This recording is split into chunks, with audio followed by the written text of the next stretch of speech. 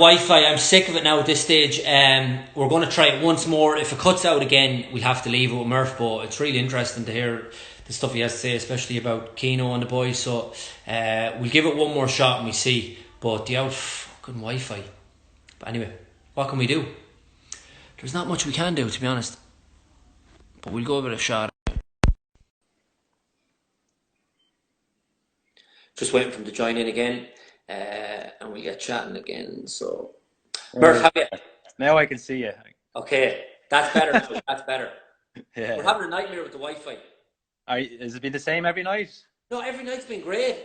Last night was a little bit with Kev, and tonight as well. But up to that, it's been. It might stall for the odd minute or two, but nothing like this. So I don't know. Yeah. We'll see how we go. Sure, we'll be all right. Yeah. Well, we get through. There's QPR and bits of Cardiff. The one thing that stood out, Murph, and I suppose people will wonder, because you were so good, right?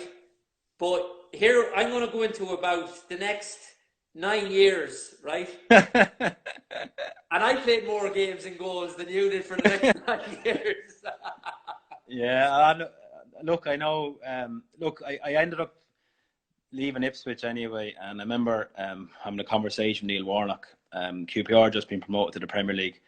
I'm off the back of 9 months out with a broken ankle, and he's saying to me, Paddy Kenny was his number one. He said, look, Paddy Kenny's my goalkeeper. I could bring in Peter Cech and I'd still play Paddy Kenny. He said, I'm looking for a number two to come in. You play the cup games, you'll be on the bench in the Premier League. I said, how does that suit you? And I'm taking myself going, I'm limping around, like, still ankle's not right. And I'm going, yep, no bother, I'll come, so he goes, give me a week to sort it out. The club was being sold. So I remember getting offered one contract. The Italian owners were selling the club, and Tony Fernandez was trying to buy the club, Air Asia and stuff. So 1 week I was offered one contract, and Warren was saying, sit tight for the week, we'll get you a better contract. So I sat tight. We got the contract, signed a 2-year deal, and ended up being on the bench to Paddy Kenny. You couldn't go knock on Warnock's door. You couldn't go. He didn't want to know. Like, obviously, Paddy's his goalkeeper, and Paddy did brilliantly for him, like, and rightly so. Like, he was his number one. Like, so, but I was only delighted because, like, I was out for, as I said, I was out for that long with my ankle. I didn't expect to find a club at that level at that time, but obviously he'd heard a few things that I'm decent cover for what he wants. Like, so, like, I snapped the hand off him, like, and I was there. But that was an interesting. Even Warnock was only there for about 6 months of mine, and he got sacked. Obviously, the club wanted to go to another level, really. And like, Warnock's, I suppose his record in the Premier League wasn't great, but like, that was a strange 4 years I spent there overall. Like, we had 3 years in the Premier League, 1 year in the Championship, but some characters came through that door. I tell you, like, I've never seen it. So when Warnock left, and we'll get to the characters in a minute, because I heard all sorts of stories from QPR that time. But when Warnock left, Murph, but before that, because he'd only signed you as the number two, no matter what you were doing, if you went knocking on the door, was he, look, you come in on the agreement, it's number two, piss off, like? Pretty much, like, Ali, like, what it's like over there. And for me as a goalkeeper, like, you're either seen as a number one or number two or number three or whatever the club, like. And there's very little movement between, unless the number one totally goes off the boil altogether. There's very little change. And because I was seen as that, coming in as a number two or whatever, like, Paddy, was playing well, in fairness, at the time.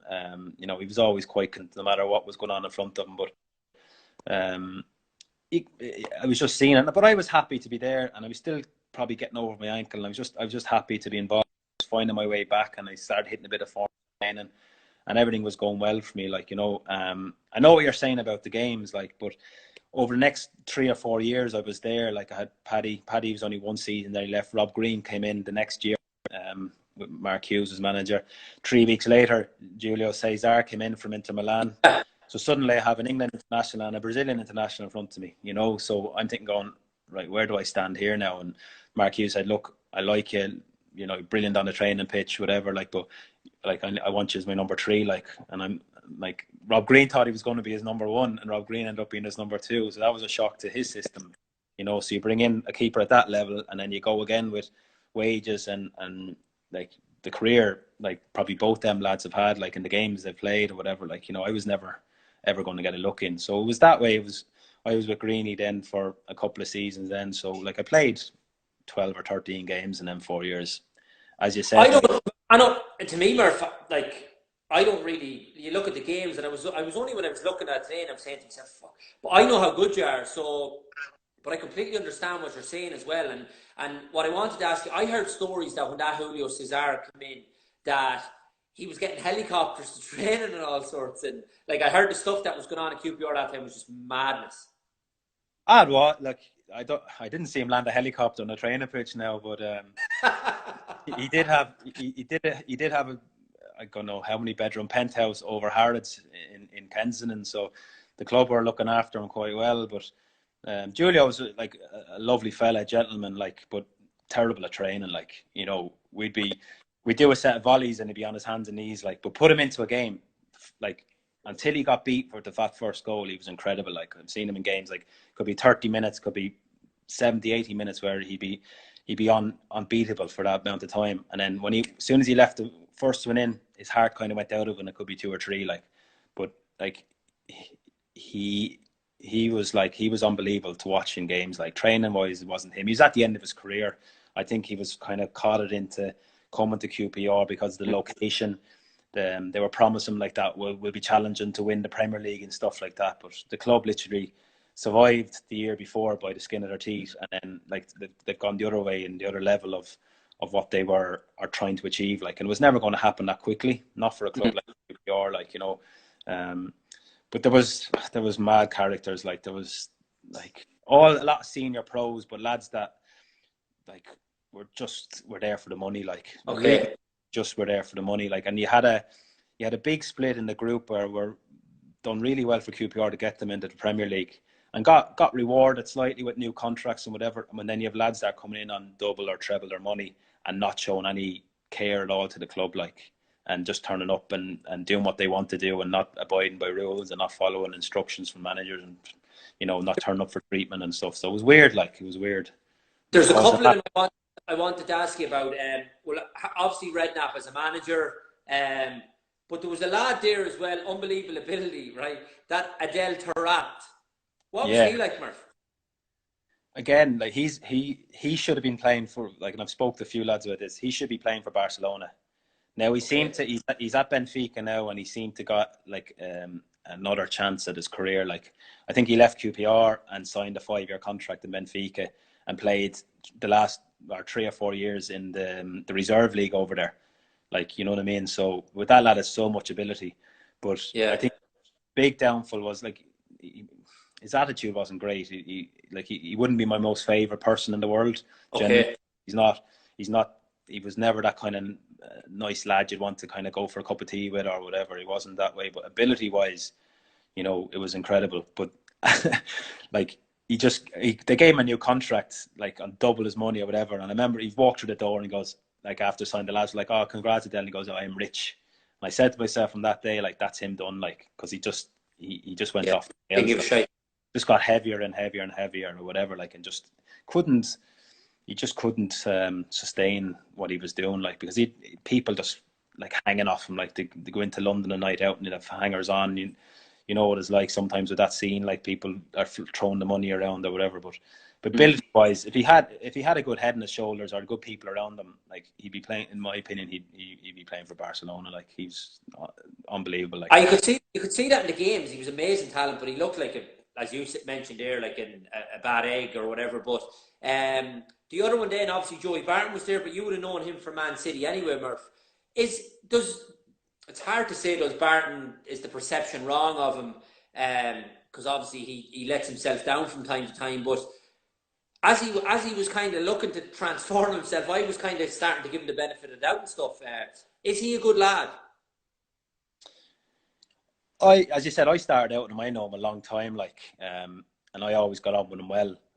Because I think I knew him so long, you could kind of get away with saying a lot more to him, like, and if you were on the fence with him or you were new to his environment, and he didn't like you, and that was it. Like, and he wouldn't hide that. He, like, you know, it's like in dressing rooms, you have some lads you really get on with, some lads you'll just say hello to, and other lads you don't really speak to for no other reason. It's just you have nothing to say to them. Like, it's a working environment, really. Like, and that's just the way it is. But with Joey, like, if he liked you, he liked you. If he didn't, he didn't. And that was him. Like he didn't mix his words up. It was straight down the line with you. Like, but if he was on your side, best fella in the world, you know. And like I never really crossed him. I always had to, you know, we used to go for the odd drink together, or we go out for meet up in different good or game of golf or whatever. Like when I was there at QPR with them and stuff. Like, and there was never a problem. Like, so bar one time actually we used to go and get the train from London up to like the Northern games. So the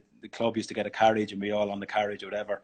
So we started, like, there was a few of us that used to always sit in the same places on the train. And so we said to ourselves, like, oh, we'll do, someone make a cake or bring something for the lads to have with their cup of tea on the way up, like.